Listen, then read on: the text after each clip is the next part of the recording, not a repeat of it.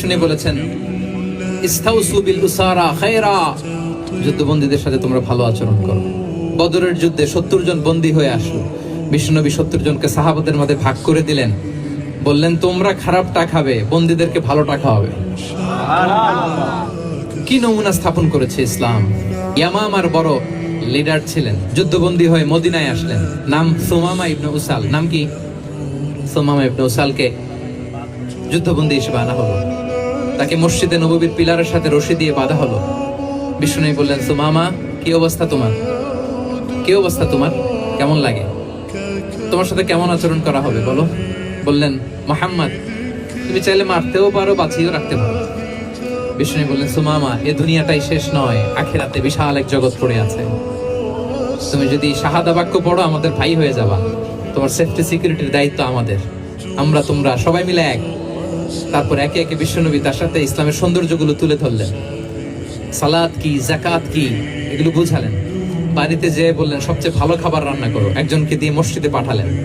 যুদ্ধবন্দীর সাথে কি আচরণ দেখছেন। এরপরের দিন বিশ্বনবী আবার তাকে ইসলামের দাওয়াত দিলেন। এরপর বাড়িতে এসে একজনকে বললেন, যাও আমার ওই উটের দুধ দহন করে তাকে এক পেয়ালা গরম দুধ দিয়ে আসো। আমরা জামাইকেও তো এরকম সমাদর করি না, কি বলেন?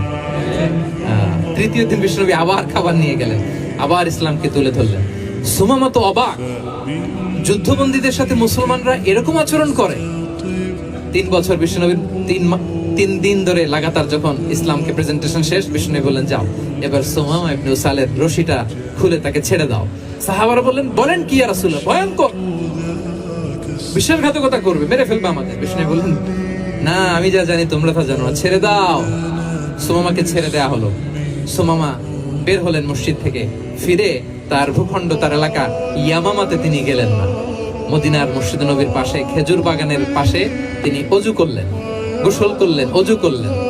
এরপর ফিরে এসে বিশ্বনবীর সামনে দাঁড়িয়ে বললেন, আশহাদু আল্লা ইলাহা ইল্লাল্লাহ ওয়া আশহাদু আন্না মুহাম্মাদান আবদুহু ওয়া রাসূলুহু।